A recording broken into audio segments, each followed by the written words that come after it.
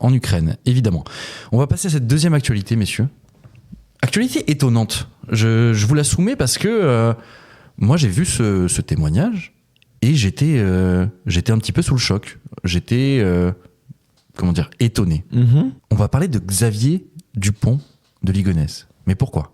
Pourquoi ? Parce que simplement, sa sœur sort un livre et vous n'êtes pas vraiment prêt à entendre ce qu'elle a à dire. Honnêtement, je l'ai vu dans cette émission qu'on appelle Quelle époque, il me semble, présentée par Léa Salamé. Et je me suis dit, bon, ok, on a la sœur de Xavier Dupont de Ligonnès en plateau, et elle est venue, exposer sa vérité. Et c'est ce qui est dans son livre. Et alors là, je vous invite à vous accrocher parce que pour elle, tout simplement, déjà, il n'est pas mort. Pas plus que sa famille, d'ailleurs. Elle est persuadée qu'un grand secret se cache derrière toute cette histoire. Pour expliquer les 5 cadavres retrouvés sous la terrasse, par exemple, dont les ADN correspondent à ceux de la famille Dupont de Ligonnès, Christine, c'est le nom de sa sœur, pense qu'il y a eu une substitution d'ADN à un moment donné entre les prélèvements sur les cadavres et l'envoi. Bon, déjà, voilà. On est déjà bien dans le complot. C'est assez étonnant. Elle évoque aussi l'existence d'une lettre dans laquelle Xavier Dupont de Ligonnès expliquait qu'il travaillait pour les services de renseignement français et qu'il avait dû fuir dans l'urgence avec sa famille. Ok, bon. Voilà. Ouais, à chaque argument, on souffle. Exactement, je pourrais m'arrêter toutes les 3 phrases et ce serait pareil. Selon elle, XDDL aurait joué le rôle de suspect dans cette affaire pour faire croire à un scénario organisé et ensuite faciliter l'exfiltration de toute une famille. Une mise en scène à laquelle des membres de la police auraient même participé. Pour elle, son frère Xavier serait donc toujours vivant. Elle refuse de croire qu'il s'est suicidé. Elle dit « Je n'en sais strictement rien. On n'a aucune raison de croire qu'il s'est suicidé. » Bon, évidemment, c'est une histoire qui passionne. Ça, c'est sûr. On le sait. En plus, il y a eu l'étape du tout le monde pensait l'avoir retrouvé. Je ne sais pas si vous vous souvenez de ça. C'était assez fou. Et là, 13 ans après, on a sa sœur qui vient donner sa version, sa contre-enquête. D'ailleurs, elle appelle ça une contre-enquête. Pour être très honnête, elle dit qu'elle a mené une enquête. C'est une honte. Bah, c'est fou. Je le dis. Ah, c'est une honte pour toi, vraiment, carrément. C'est une insulte vraiment à la famille défunte. Enfin, tu vois. Ok. En fait, elle reprend finalement la version de Xavier Dupont de Ligonnès. Je crois que Zach est vraiment plus calé que moi sur le sujet, donc il me confirmera. Mais il me semble qu'il y a eu, au moment où il a disparu, il a envoyé un mail à ses proches en disant justement, on doit partir aux États-Unis en urgence. Il met dedans, je crois, les services de renseignement, la CIA, etc. Et donc en disant que c'était une question de secret défense, entre guillemets. Alors qu'en fait, des éléments qu'on a factuels pour le coup qu'elle nie, en fait, il a gagné du temps sur une cavale qui est lancée juste derrière en faisant croire à ses proches que voilà, du coup, qu'il n'y ait pas d'affolement à avoir. Affolement entre guillemets. Enfin bref, pour moi, c'est un crachat vraiment aux membres de la famille qui ont très vraisemblablement, été tués dans leur maison par leur père, leur mari. Enfin. Oui, parce qu'on le rappelle, l'enquête a bien déterminé qu'il s'agissait des corps de toute sa famille. Les échantillons ADN ont prouvé que c'était ces membres-là. Parce qu'on n'est pas là non plus pour revenir sur l'enquête et dire non, voilà. Pas. Elle le fait, ça n'engage qu'elle, évidemment. Zach, là, ce que je viens de dire, c'est un mauvais film. C'est un très mauvais scénario d'un très mauvais film, on est d'accord ? En fait, elle fait l'impasse sur pas mal de choses, notamment l'achat par Xavier Dupont de Ligonnès, et ça a été attesté, de matériel, genre de sacs poubelles, de chaux vives, etc. C'est ouf. Le fait que le mec s'était inscrit dans un centre de tir avant, qu'il a eu l'obsession de retrouver le fusil de son père quand son père est décédé, il est mort juste avant la série de meurtres. Et il a vraiment insisté pour trouver ce putain de fusil. Les balles, elles viennent de ce fusil-là, le fusil du père, qui lui est revenu légalement. Le mail. Donc en fait, si on la suit, ça serait un mail envoyé par un organisme complotiste qui du coup l'a voulu le faire disparaître. Ça explique pas non plus et pourquoi ces mecs-là auraient en plus eu la mauvaise idée de dire à la fin n'allez pas, surtout pas sous la terrasse, il n'y a rien à trouver là-dedans. Enfin, c'est vraiment un move de mongolien, ça, excusez-moi. Et après, le dernier truc, c'est comment t'expliques les images de vidéosurveillance où tu le vois partir à l'hôtel, aller retirer des sous, faire un coucou à la caméra et se barrer avec sa carabine dans le dos, quoi. Et tout ça, justement, donc, elle l'explique. Dans cette interview à Quelle époque, elle dit, mais en fait, tout simplement, il jouait le rôle du suspect. Il a tout fait pour que justement, on pense que ce soit lui. En gros, ça rentre selon elle évidemment, dans un très grand plan de se dire, voilà, c'est lui le suspect, c'est lui qu'on va aller rechercher, c'est lui qui est en cavale, et tout ça va permettre de l'exfiltrer, et justement, je ne sais où d'ailleurs, on parlait des États-Unis tout à l'heure, mais en tout cas, voilà, ce serait un agent des renseignements, il serait sous protection actuellement, selon elle.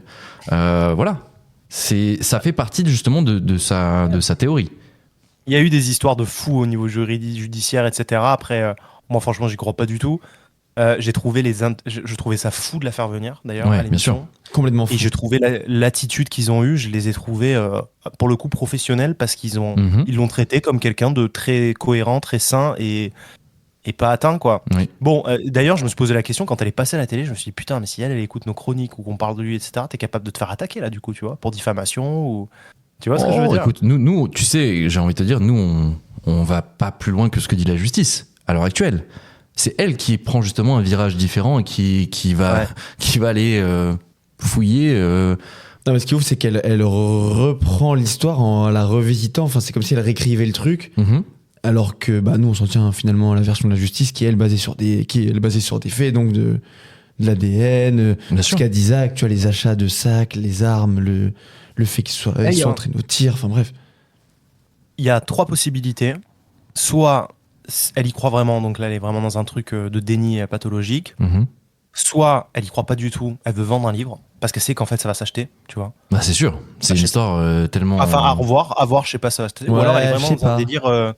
Elle est un peu ou alors elle est un peu dans la mentalité, tu sais, d'un avocat qui sait que son client, il est, enfin par exemple les avocats de Cédric Jubilard, présumé innocent, tu vois. Mais tu vois, les avocats de Cédric Jubilard, tu les écoutes, ils disaient, les gars, je sais pas si c'est pas lui, mais en tout cas. Tu peux prendre l'exemple de Daval, par exemple. Daval qui a été condamné. Ouais, Jonathan Daval. Tu vois, non, parce que Jonathan Daval, c'était beaucoup moins flac que Cédric Jubilard, quand même. Ok. Tu vois mais bon, t'es l'avocat de Cédric Jubilard, tu joues ton rôle. C'est-à-dire que jusqu'à présent, on n'a pas prouvé que c'était vraiment lui. Donc en fait, tu joues ta partie. Ouais. Et on dirait vraiment qu'elle est dans cette posture-là, quoi. C'est intéressant. Ouais, c'est intéressant. Et justement, moi je voulais aller un peu plus loin parce que au-delà évidemment de tout ce qu'elle dit, super, on est sur des théories complètement farfelues. Moi, ce soir-là, quand j'ai regardé cette interview, j'ai vu une femme et je me suis dit, j'ai de la peine en fait pour cette dame. Parce que si on retient ta première hypothèse, Zach, c'est que c'est pathologique, c'est qu'il y a un problème. Je me suis dit, cette dame, elle a vécu un trauma et j'ai l'impression qu'elle n'en est pas sortie 13 ans après. C'est d'un point de vue psy, on peut parler de ça, Zach. Est-ce que elle veut garder espoir, elle est obligée de passer par ces théories farfelues ? Honnêtement, je me risquerais pas à faire un diagnostic de quoi que ce soit, mais c'est possible qu'elle soit dans un délire qui persiste, quoi, tu vois, parce que 13 ans après, il n'y a pas de moment où on comment dire, on se fait une raison, tout simplement, tu vois. Non, parce qu'après, tu as des biais, tu peux alimenter. Tu sais, parlons du complotisme, par exemple, quelqu'un qui, à la base, est de nature méfiante, mais qui, par les aléas de la vie, se retrouve, se prend un trauma, se prend une dépression, derrière s'isole socialement, va commencer à rentrer dans les réseaux sociaux, va commencer à regarder des thèses complotistes. Après, il y a le biais de confirmation, c'est-à-dire qu'on va uniquement chercher des infos qui correspondent à notre suspicion de départ, et là, on renforce notre pensée, et c'est peut-être le même délire qu'elle a vécu, en fait, tu vois. Ouais. Et sur une aussi longue période, ça peut détruire quelqu'un, tout simplement, aussi. Mais prenons par exemple le processus de deuil. Tu sais, dans le deuil, il y a plein de processus. Il y a des étapes qui ont été théorisées par des chercheurs et les scientifiques. Et là, par exemple, la première étape d'un deuil, en général, tu recherches, peut faire partie, tu recherches un coupable. Okay. Et il y a une des étapes du deuil, c'est arrêter de rechercher un coupable, accepter que la situation, parfois comprendre que c'est la faute de personne, tu vois, par exemple, dans un accident ou dans... Or, je parle pas de meurtre, hein, mais du coup, voilà. Et il y a des gens qui restent bloqués à des étapes de deuil, par exemple. C'est-à-dire qu'il y a des gens qui ne font jamais de deuil. Okay. Tu vois, ils n'arrivent jamais à le faire et ils restent bloqués sur une étape de deuil pendant 30-40 ans.